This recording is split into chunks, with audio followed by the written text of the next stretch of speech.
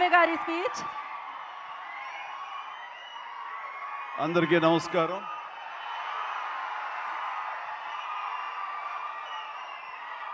మా అభిమానుల్లో ఆనాటి నుంచి ఈనాటి వరకు క్రమశిక్షణ ఏమీ మారలేదు. అదే క్రమశిక్షణ, అదే ఉత్సాహం. మాట్లాడేవాళ్ళు ఏం మాట్లాడతారు ఇందామంటే కూడా వినపడని అంత గొడవ చేస్తున్నారు మీరు.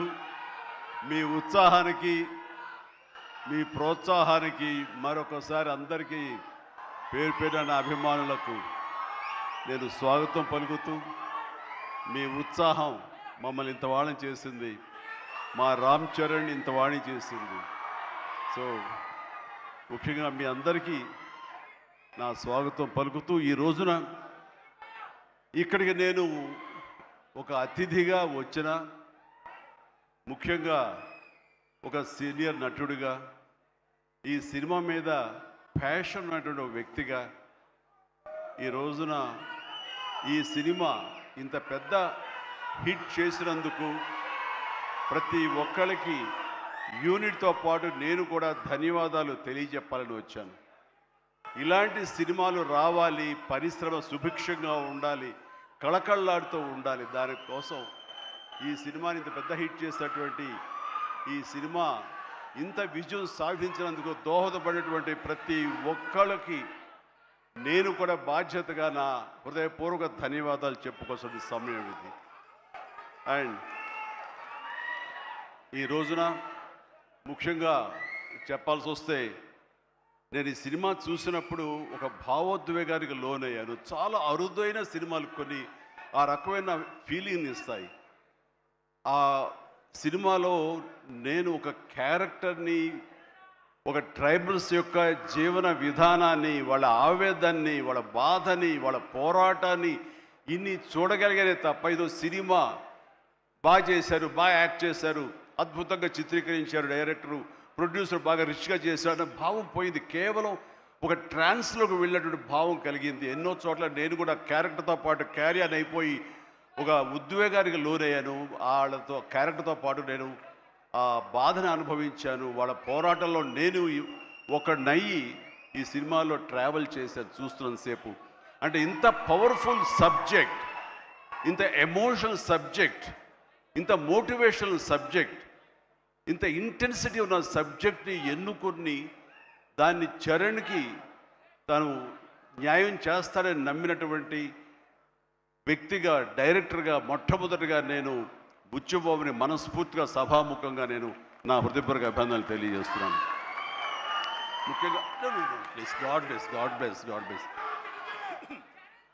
తను విలేజ్లో పెరిగిన వ్యక్తి, విలేజ్లో వాళ్ళ మనస్తత్వాలు తెలిసిన మనిషి. అందుకని ఈ కథ ఒక మట్టి కథ, మట్టి మనుషుల కథ. వాళ్ళ యొక్క ఎమోషన్, భావోద్వేగాలని తను పూర్తిగా నమ్మి అవపోసన పట్టిన వాడు కాబట్టి దాన్ని ఇంత అత్యద్భుతంగా ఈ తెర మీదకి ఎక్కించగలిగాడు, మనల్ని ఇన్వాల్వ్ చేయగలిగాడు. అందులో నాలాంటి వాడు సైతం సినిమాని డిసెక్ట్ చేస్తూ చూస్తుంటారే ఆ భావం పోయింది. సినిమాలు ఇన్వాల్వ్ అయిపోయారు అన్నమాట. దానికి ప్రధానంగా దీన్ని ఆ ట్రావెల్ చేయటానికి, దోహదపడటానికి ఒక గట్స్ కావాలి, ఒక కన్విక్షన్ కావాలి. దానికోసం మన అన్ని రకాలుగా ఈ సినిమాకి న్యాయం చేస్తుంటే కథకుడుగా అవని, డైరెక్టర్గా కానీ బుచ్చిబాబు 100% న్యాయం చేశాడు. అండ్ ఇలాంటి బుచ్చిబాబు లాంటి శిష్యుల్ని చేరదీసి వాళ్ళలో ఉండేటటువంటి టాలెంట్ని సానబట్టి ఈ సానా బుచ్చిబాబుని మన అందరికీ గిఫ్ట్గా వదిలిన మా సుకుమార్ మాస్టర్ గారిని మనస్ఫూర్తిగా నేను అభినందించకుండా ఉండలేకపోతున్నాను. నిజంగా ఇలాంటి మట్టిలో మాణిక్యాల్ని వెలికి తీసేటువంటి ఒక దార్శనికుడు, ఒక ఫ్యూచర్లో ఇలాంటి వాళ్ళు ఇండస్ట్రీకి రావాలి అంటూ అలాంటి వాళ్ళకి అవకాశం కల్పించేటువంటి సుకుమార్ని నేను ఈ సందర్భంగా మనస్ఫూర్తిగా నేను అభినందించాల్సింది ఉంది. Thank you Sukumar. అలాంటి శిష్యులు మాకు అప్పగా ఇండస్ట్రీకి అవసరం. అండ్ ఇక ఈ సినిమాలో ప్రధానంగా ఇలాంటి సినిమాలు చిత్రీకరించాలంటే కనుక ఎంత డబ్బు అవుతుంది, ఏంటి బడ్జెట్ ఎంత, ఏంటి, దేనికి నెరవకుండా ఒక సినిమా తీయాలి. రామ్ చరణ్ నాకు చేస్తాను, నన్ను ప్రొడ్యూసర్ చేస్తాను, ప్రొడ్యూసర్గా నాకు సినిమాలు ఇస్తానని ఆయన రంగస్థలం టైంలో మాట ఇచ్చాడు సార్.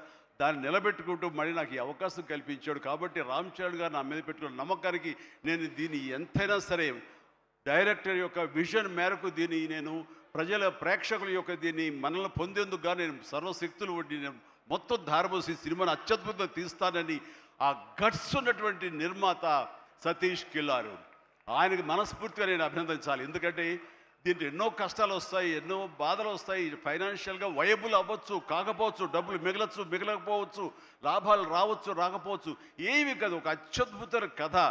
ఈ కథకి నిర్మాత అనిపించుకోవడం అంటే నాకు కావాల్సింది ఏముంది అంటూ ఆయన ఈ కథను నమ్మారు. అంత మంచి పేరు వచ్చింది దీనికి. కాబట్టి ఈ సందర్భంగా దీని వెనకల వెన్నుదన్నుగా నిలబడ్డటువంటి కిలార్ సతీష్ గారికి కూడా నా అభినందన తెలియజేస్తున్నాను. ఇక రామ్ చరణ్ మిగతా విషయాలు మాట్లాడబోండి.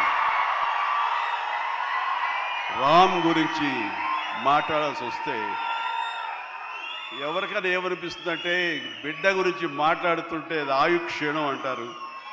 బిడ్డ గురించి మాట్లాడమంటే కనుక నా గురించి నేను మాట్లాడినట్లుగా ఉంటుంది అనుకుంటారు.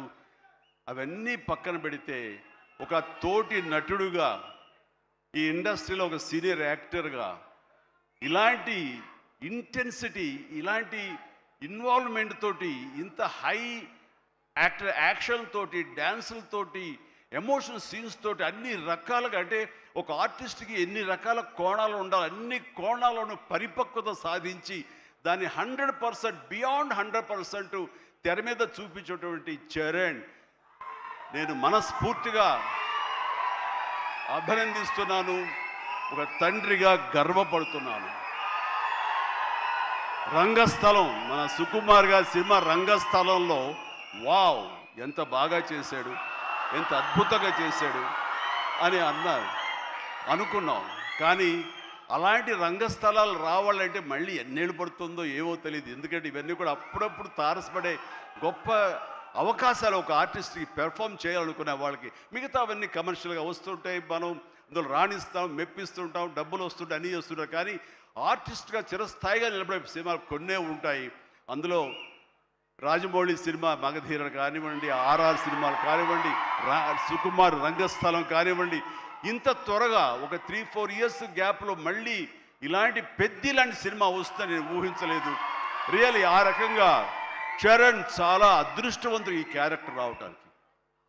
ఈ క్యారెక్టర్లో నేను చూస్తుంటే కాసేపు చరణ్ సినిమా అని కూర్చోనే తప్ప నేను కానీ వాళ్ళ మమ్మీ కానీ థియేటర్లో చరణ్ మాకు కనిపించలా, పెద్దే కనపడుతూ వచ్చాడు, పెద్దే ఆలరిస్తూ వచ్చాడు. సో ఇది చాలా రేరుగా ఉంటుంది. సినిమా అలా కట్టిపడేయటం, క్యారెక్టర్లో కట్టిపడేయటం అంటే కనుక తను ఆ క్యారెక్టర్ని అవపోసన పట్టాడు, దాన్ని పూర్తిగా దాన్ని నమ్మాడు. ఆ క్యారెక్టర్ డైరెక్టర్కి ఏం కావాలో అది డెలివరీ చేయాలన్నాడు. ఒకే ఒక సంకల్పంతో ఉండకపోతే, అంత కఠోరంగా దాన్ని నమ్మి వెళ్ళకపోతే అతను ఖచ్చితంగా ఇందులో ఇంత సక్సెస్ అయ్యేవాడు కాదు. ఇంతమంది చేత ఇలా శభాష్ అనిపించుకునేవాడు కాదు. చెప్పాలంటే ఈ సినిమా చరణ్ మనల్ని సంతోషపెట్టాడు, మన చేత ఆనందంగా గెంతులు వేయించాడు, మన చేత బాధ పెట్టాడు, ఆ బాధకు మనం లోనయ్యేలా చేశాడు, ఆఖరికి విజయం సాధించాడు. ఇలాగా ఎన్ని రకాలుగా చూసుకున్నా సరే ఈ పెద్ద క్యారెక్టర్లో తను రాణించిన విధానానికి, తను పడ్డ కష్టానికి నేను మనస్ఫూర్తిగా నా అభినందనలు తెలియజేస్తూ మరొక ఎన్నో విషయాలు చెప్పాలి. అందులో మరొక విషయం ఏంటంటే ఆర్టిస్టులు అనేవాళ్ళు వాళ్ళ క్యారెక్టర్లో ఎమోషన్ వాళ్ళు ఓన్ చేసుకుని ఫీల్ అవ్వాలి తప్ప వాళ్ళు ముఖవళికలతోటి, ఫేషియల్ ఎక్స్ప్రెషన్స్ తోటి, ఫేషియల్ మజిల్స్ తోటి రాణించి రక్తి కట్టించాలన్నది పెర్ఫెక్ట్ యాక్షన్ కాదు. చాలామంది గొప్ప యాక్టర్లు ఉంటారు, వాళ్ళందరూ కూడా వాళ్ళు తెర మీద బాధపడుతూ మనల్ని బాధ పెడతారు. కానీ లోపల ఉన్న ఫీల్ని వాళ్ళు ఫీల్ అవుతూ తన మనసు లోపల అంతర్గతంగా ఏమి ఫీల్ అవుతాడో దాన్ని కళ్ళ ద్వారా మాత్రమే చూపిస్తూ మనల్ని కంటదరి పెట్టించే విధంగా చేశాడే, అది పరిపూర్ణమైనటువంటి నటన, పరిపక్వత ఉన్నటువంటి నటన. ఈ రోజున రామ్ చరణ్లో పరిపూర్ణత, పరిపక్వతను నేను 100% నేను సాటిస్ఫై అయ్యే విధంగా చేయగలిగాడు. మీరందరూ కూడా ఆశీస్సులు అందించే విధంగా, దాన్ని ఆమోదించే విధంగా ఈ రోజున తెర మీదకి కనిపించిందంటే కనుక అది దాన్ని మనస్ఫూర్తిగా ప్రతి ఒక్కళ్ళం అభినందించాల్సినటువంటి ఇది. ఇక సినిమాని మనసుతోటి ఎలా ఫీల్ అయ్యి చేశాడో అది అలా ఎగ్జిబిట్ అయింది కాబట్టి మన మనసును తాకాడు. అది పక్కన పెడితే ఏ రకంగా బాడీ ట్రాన్స్ఫార్మ్ అయ్యాడు. ఒక్క నిమిషం ఆగండి, మీరు బాధ్యతగా వినండి. నేను చెప్పే విషయాలు మీ అందరూ కూడా మోటివేట్ చేసే విషయాలు, అందుకనే మీరు క్రమశిక్షణతో ఉండండి. Thank you very much. Please ఒక నిమిషం. మీరు ప్రతి వాళ్ళకి ఒక ధ్యేయం ఉండాలి. ఆ ధ్యేయంని మనం ఓన్ చేసుకోవాలి. ఆ గోల్ వైపు వెళ్ళేందుకు ఫిజికల్ కష్టం సరే ఎలా పడాలంటాలో ఈ రోజున ఒక స్టార్ కొడుకు గోల్డెన్ స్పూన్తో పుట్టాడు. చరణ్కి అవసరం లేదు. డైరెక్టర్ ఏం చెప్పాడు అది మెకానికల్గా చేసి వెళ్ళిపోతే ఇదే సినిమా ఇదే హిట్ అవుతుంది, ఇంతే అవుతుందేమో తెలియదు, కానీ దాన్ని మించి అయ్యింది. బియాండ్ 100% అయింది అంటే కనుక చరణ్ వన్ మ్యాన్ షో అంటున్నాడు. అన్న మీరందరి చేత నేషనల్ అవార్డు వస్తుంది. నేషనల్ అవార్డు విన్నింగ్ పెర్ఫార్మెన్స్ అంటున్నారంటే అవార్డు రానివ్వండి రాకపోనివ్వండి అది పెద్ద సమస్య కాదు. ఈ రోజున రంగస్థలాన్ని కూడా రావాలని నాతో సుకుమార్ గారు ఎన్నోసార్లు అన్నారు. ఇది అవార్డు విన్నింగ్ పెర్ఫార్మెన్స్ అని అంత బాగా చేశాడు మన చరణ్ అంటే అవార్డు రావాల్సిన అవసరం లేదు. అవార్డు రావడానికి ఎన్నో దారులు ఉంటాయి, రావచ్చు రాకపోవచ్చు. బట్ ప్రజల మనుషుల్లో ఎంత అత్యుత్తమ నటన ఇచ్చాడు అన్నారే, దాని మించిన అవార్డు ఇంకోటి ఉండదు అనేది నేను ప్రగాఢంగా నమ్మిన విషయం. కాబట్టి చరణ్ వాళ్ళందరూ ఒక way of expression award winning performance అంటుంటే కనుక థ్యాంక్ యూ సో మచ్ అనుకోవాలి. కానీ ఈ సినిమాలో తన బాడీగా ట్రాన్స్ఫార్మ్ అయ్యింది. నేను ఎవ్రీ డే ఇంట్లో చూసేవాడిని.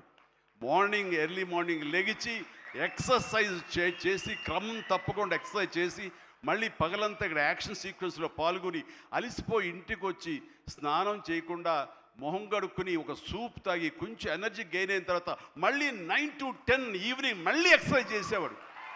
నేను అన్నాను అవసరమా ఇది ఇలా చేస్తున్నాడు వీడు, అవసరమా అంటే లేదు రేపు మార్నింగ్ మళ్ళీ ఫ్రెష్గా ఉండాలి బాడీ, లేకపోతే సహకరించదు, రేపు పొద్దున మళ్ళీ యాక్షన్ సీక్వెన్స్లు ఉన్నాయి, ఈ రెజ్లింగ్ ఉంది నాకు అది ఇది అంటే చెప్తుంటే కనుక వాళ్ళ అమ్మ చాలా బాధపడిపోతుంటుంది. కానీ నాకైతే మాత్రం శబాష్ కష్టాన్ని నమ్ముకున్నాడు, నాకేంట్లే అనే ధోరణిలో లేడు. నేను మనస్ఫూర్తిగా అంతరాలలో మనసుల్లో నేను తన్ని చాలా ఎప్రిషియేట్ చేస్తూనే ఉండేవాడిని. ఒకరోజు సడన్గా ఫోన్ కాల్ వచ్చింది. బాబుకి చరణ్కి ఒక దెబ్బ తగిలింది సార్, గబుని హాస్పిటల్కి తీసుకెళ్ళి అనగానే ఎలా ఉంటుంది, ఏం దెబ్బ తగిలింది, ఎంత తగిలింది, ఎంత ఇదేంటి ఈ యాక్షన్ సీక్వెన్స్ అంటున్నాడు మాకు తెలుసు అనేసరికి ఏంటి ఏం దెబ్బ తగిలింది సార్ మీకు ఫోటో పంపిస్తానని ఫోటో పంపించారు. ఫుల్ ఈ కన్ను కన్నంత ఎర్రగా అయిపోయి కిందంతా రక్తధారతో వస్తే ఆ స్టిల్ చూసిన తర్వాత కన్నుకి ఏమైనా అయిందా, కన్నే పోయిందా అనే భావంతో కంగారు పడిపోయాం. వాళ్ళ అమ్మకి చూపించకూడదా అని చెప్పేసి ఏంటంటే ఇది బాబు హాస్పిటల్ చిన్న ట్రీట్మెంట్ అంట, ఏదో చిన్న ఇదంట అని అన్నానే. కానీ ఆ డాక్టర్ మన సుధాకర్ ప్రసాద్ గారు, ఆయన కాస్మెటిక్ సర్జన్, ఆయన చూసి ఆయనతో మాట్లాడిన తర్వాత చాలా అదృష్టం అండి, కన్ను గుడ్డు పోవాల్సింది పోకుండా ఐబ్రోకి కింద నుండి బోన్ దగ్గర అవతల ఒక డ్రెస్లర్ ఒక గుండు వచ్చి హిట్ చేసింది, అది కట్ అయింది కిందంతా, అంతే తప్ప ఇంకేం కాలేదు, అవి నేను ఎలాంటి ఇబ్బంది లేకుండా నేను స్టిచెస్ చేస్తున్నాను అని చెప్పేసి అంటున్నాడు. ఒక 7-8 పడ్డాయి ఫీచర్స్. ఆ తర్వాత అన్న తర్వాత ఒక సై ఆఫ్ రిలీఫ్ అమ్మాయి అప్పుడు చెప్పిన వాళ్ళ అమ్మకి పెద్ద ప్రమాదం ఏం కాదని చెప్పేసి. సో అలాంటివి ఉన్నప్పుడు అంత కష్టం తీసుకుంటున్నప్పుడు నేను బాధపడే కంటే కూడా సంతోషపడ్డాను ఎస్ అని. ఇలాగా ఇది జరుగుతున్నప్పుడు నాకు ఒక పాత ఇన్సిడెంట్ ఒకటి గుర్తుకొచ్చింది. గూండా సినిమా, అది 1983 ఎండ్లో అనుకుంటా, బహుశా నాకు ఇంకా అప్పుడు చరణ్ పుట్టలేదు, మరి కడుపులో పడ్డాడేమో తెలియదు నాకు, ఆ సినిమా టైమింగ్ అది తెలీదు. ఆ సినిమాలో ఒక ట్రైన్ కింద నేను హ్యాంగ్ అవుతూ ఆ రాడ్డు పట్టుకుని క్రాల్ అవుతూ పాకుతూ వెళుతూ ఉంటే రన్నింగ్ ట్రైన్లో ఒక 30-35 కిలోమీటర్ స్పీడ్లో వెళ్తుంటే కెమెరాలు 4 పక్కల ఫిక్స్ చేసేసారు. అలా చేసుకుంటూ వెళ్ళిన తర్వాత అక్కడ మా నాన్నగారు ఉన్నారు. ఆయన అప్పుడప్పుడు నా షూటింగ్స్కి వస్తుండేవారు రాజమండ్రి అటు వెళ్ళినప్పుడు. ఆయన చూసిన తర్వాత ఎందుకో కడుతారు, డూపో లోపల పడుకుంటాడేమో అనుకుంటే నేనే పడుకునేసరికి నాన్న కంగారు పడ్డారు.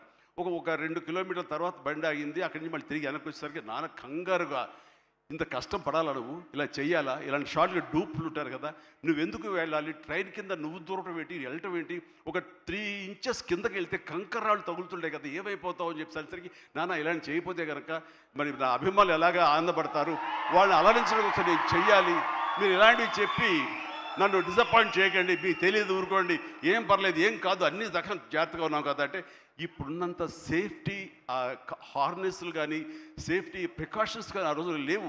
మన చేతి బలంతో హ్యాంగ్ అవుతూ వెళ్ళాలి. అండ్ అది చూసిన తర్వాత నాన్న ఒక మాట అన్నారు, రేపు పొద్దున ఇప్పుడు అమ్మాయి కడుపుతో ఉంది, అది అమ్మాయి పుడతారు అబ్బాయి పుడతారు మాకైతే తెలియదు, కానీ వాడు అబ్బాయి అయితే కనుక వాడు రేపు పొద్దున సినిమాలోకి వస్తే కనుక వాడు స్టార్ అయితే, వాడు ఇలాంటి కష్టాలు పడితే, ఇలాంటి దెబ్బలే తింటే నా బాధ ఏంటో నీకు అప్పుడు తెలిసి వస్తుందిరా అని చెప్పి నాన్న అన్నప్పుడు లేదు, ఈ కంటి మీద దెబ్బ తగిలింది, మణికట్టు ఫ్రాక్చర్ అయ్యింది అని అన్నప్పుడు నాకు మా నాన్నగారు గుర్తుకొచ్చారు.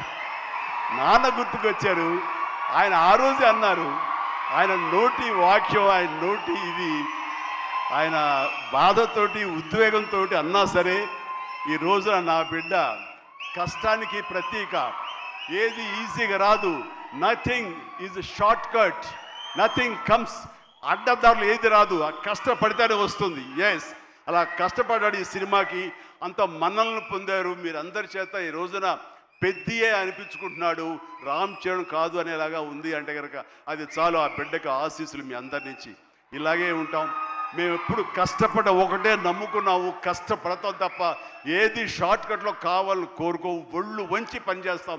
ఈ రోజుకి అదే, ఈ రోజు కూడా చిరంజీవి గారు మీరేంటి 2 పూటలు ఇంకా ఎక్సర్సైజ్ చేస్తారంటే, అవకాశం ఉంటే 2 పూటలే చేస్తాను, బట్ ఒక పూట మాత్రం చాలా ఖచ్చితంగా చేస్తాను. ఇద్దరం జిమ్లో ఒకరు పోటీ పడుతుంటాం అనమాట. మరి సరదాగా పర్సనల్ విషయాలు మీతో నేను షేర్ చేసుకోవడం ఆనందంగా ఉంది. అండ్ చరణ్ ఈ సినిమాలో తను నటించలేదు, జీవించాడు. అందుకనే ఇంకా చిరంజీవి కాదు, తను చరణ్ జీవి అని మీ నుంచి వచ్చిన మాట ఇది. నిన్న కూడా ఢిల్లీలో పిఎం గారు నరేంద్ర మోడీ గారితో పాటు తను కూడా ఒక కాంక్లేవ్లో పాల్గొన్నాడు, రిపబ్లిక్ టీవీ కాంక్లేవ్లో పాల్గొన్నప్పుడు వాళ్ళు కొత్త కాయినేజ్ పెట్టారు, న్యూ ఏజ్ మెగాస్టార్ అని. ఎస్, మనం ఇలాంటి అవకాశాలు నాకు రాలేదు, కానీ చరణ్కి వచ్చింది. చరణ్ దాంట్లో నిరూపించుకుని ఒక అడుగు ముందుకు వెళ్తున్నాడు. కాబట్టి చరణ్ ముందుంచి నేను వెనక ఉండడం అన్నది సబబు, అది కరెక్టు. బిడ్డలు ఎదిగినప్పుడు, బిడ్డలు ముందుకు వెళుతున్నప్పుడు ఆ పొందే ఆనందం అంతా ఇంత కాదు. సో ఈ రోజున ఈ పెద్ది తర్వాత రంగస్థలంలో కొంతవరకు, ఇప్పుడు ఈ పెద్ది తర్వాత పుత్రోత్సాహం అనేది 100% నేను ఫీల్ అవుతున్నాను. అండ్ ఎవరో అన్నట్లుగా మరి బిడ్డ పైకి వచ్చాడు, బిడ్డ ఫుల్ ఫిట్గా చేస్తాడు కదా, ఇంకా మీరు చెయ్యాలంటే ఆహా, ఆ విషయం మాత్రం ఎస్ చెయ్యాలి. నేను అంటాను, ఇప్పుడు పని చేయటం డబ్బు కోసమో లేకపోతే ఇంకోటి కోసమో లేకపోతే ఇంకా మీరు ఆర్టిస్ట్గా పేరు సంపాదించుకోవడం కోసం కాదు. ఇది పని చేయటంలో ఆనందం ఉంది, పని చేయటంలో ఒక ఎనర్జీ ఉంటుంది. సో అది పూర్తిగా జీవితకాలం అనుభవించిన నాకు, 47 సంవత్సరాల పాటు అనుభవించిన నాకు, ఆ పని అంటే ఆ ఉత్సాహం అంతే. జస్ట్ 24 అవర్స్ బ్యాక్ మొన్న ఉదయం 4:30 లేచాను. ఎందుకంటే ఎక్కడో అల్యూమినియం ఫ్యాక్టరీలో నేను 8 o'clock షార్ట్లో ఉండాలి అంటే 4:30 లెగిస్తేనే కానీ నేను వెళ్ళలేను. 4:30 లేచాను, ఒక 1 hour ఎక్సర్సైజ్ చేస్తాను, మేకప్ అండ్ వెళ్ళిన తర్వాత ఏం ఓపిక అండి మీకు అట్లాగా, ఇంకా ఎన్నాళ్ళు పని చేస్తాను మా ఆవిడ అంటుంటే, సరే చాలు వెళ్ళమ్మా ఇలా చెప్పిన డిసప్పాయింట్ చేయకుండా నేను చేయాలి, చేతిలో ఉత్సాహం అని చెప్పి. సో పని అనేది నాకు మాకందరికీ జీవన ఇది మనకి, అది ప్రతి ఒక్కరికి కావాలి, అది లైఫ్ లైన్ మనకి. సో పని చేసే విధంగా ఉండాలి. సోంబేరితనం కానీ, చూద్దాంలని పోస్ట్పోన్మెంట్లు కానీ, ప్రొకాస్టినేషన్స్ కానీ, ఇవన్నీ కూడా మా దగ్గరికి, మా ఇంట్లోకి రావు, మా గుమ్మంలోకి రావు, మా యొక్క కాంపౌండ్లోకి రావు. అందుకనే అదే కష్టాన్ని తను నమ్ముకున్నాడు, అదే కష్టాన్ని నేను నమ్ముకున్నాను. మా కష్టానికి ప్రతిఫలంగా మమ్మల్ని ఎక్కడో మీ గుండెలు ఎక్కడో పెట్టారు. అంత మంచి స్థానం మాకు ఇచ్చినందుకు చరణ్ తరపున, నేను మా కుటుంబం తరపున మీ అందరికీ మనస్ఫూర్తిగా, ప్రజానీకానికి, ప్రేక్షక లోకానికి, ఎవరైతే ఈ సినిమాని ఆదరించారో, చిన్న బిడ్డల దగ్గర నుంచి, టీవీల ముందు డ్యాన్స్ వచ్చే బిడ్డల దగ్గర నుంచి, థియేటర్లో కన్నీళ్ళు పెట్టుకుని ఎమోషన్లో అయినటువంటి యువత వరకు, అమ్మాయిలు కానీ, అబ్బాయిలు కానీ, పెద్దవాళ్ళు కానీ, వీళ్ళందరూ చూసి ఆనందిస్తుంటే నేను కూడా వావ్ చాలు ఈ జన్మ కన్నా ఫీలింగ్ నాకు ఇచ్చాడు. Thank you Charan, love you రా, లవ్ యూ మై గాడ్. ఇక ఈ సినిమాలో ప్రత్యేకంగా చెప్పాల్సింది నెక్స్ట్ జగపతి బాబు గారు. జగపతి బాబు గారు ఆంగికం, ఆహార్యం టోటల్గా మారిపోయింది. అసలు జగపతి బాబు అనే ఆ వాయిస్ వినేంతవరకు నాకు తెలియదు. ఈ సినిమాలో ఒక ఆయువు పట్టులాగా ఉండి, ఒక సోల్ ఆఫ్ ద ఫిలిం అని చేసి తను పెర్ఫార్మెన్స్ తోటి ఆ సినిమా హీరోని, ఎవరైతే పెద్దని మోటివేట్ చేసే విధంగా ఆ క్యారెక్టర్ కన్సీవ్ చేయటం కానీ, ఆ క్యారెక్టర్ని తీర్చిదిద్దిన తీరు కానీ చాలా అద్భుతం.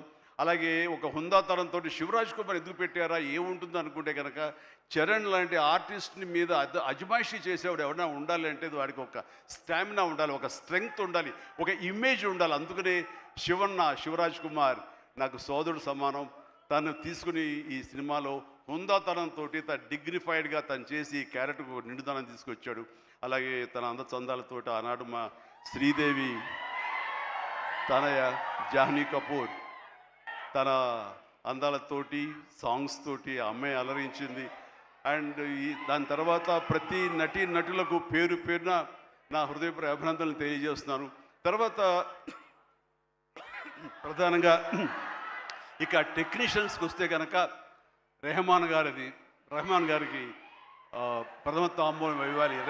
రెహమాన్ గారు ఈ సినిమా ఎలా ఒప్పుకున్నారు, ఏమిటి, ఎలా ఒప్పించాడు, నువ్వే భాషతో మాట్లాడావని జోక్ చేస్తూ మాట్లాడుతున్నాం. కానీ ఒక మంచి కంటెంట్ ఉంటే కనుక ప్రాణం పెట్టి చేయాలనుకునే ప్రతి టెక్నీషియన్ దాన్ని ఓన్ చేసుకుంటాడు. ఆ రకంగా ఈ కథని పెద్దని ఓన్ చేసుకుని దానికి ప్రాణ ప్రతిష్ఠ చేసినటువంటి రెహమాన్, దాని సాంగ్స్ ఇచ్చి మేము అందరి చేత ఉత్సాహంగా కేరింద్ర పెట్టే విధంగా, ఉత్సాహం డ్యాన్స్ ఇచ్చే విధంగా చేసినటువంటి రెహమాన్ గారికి కూడా సభాముఖంగా నా హృదయపూర్వక అభినందనలు తెలియజేస్తున్నాను. అండ్ ర్యాండీ రత్నవేలు గారు మాకు మన సినిమాలు పనిచేశారు, మా 150కి. అలాగే చరణ్తో కూడా కపుల్ ఆఫ్ మూవీస్ చేశారు.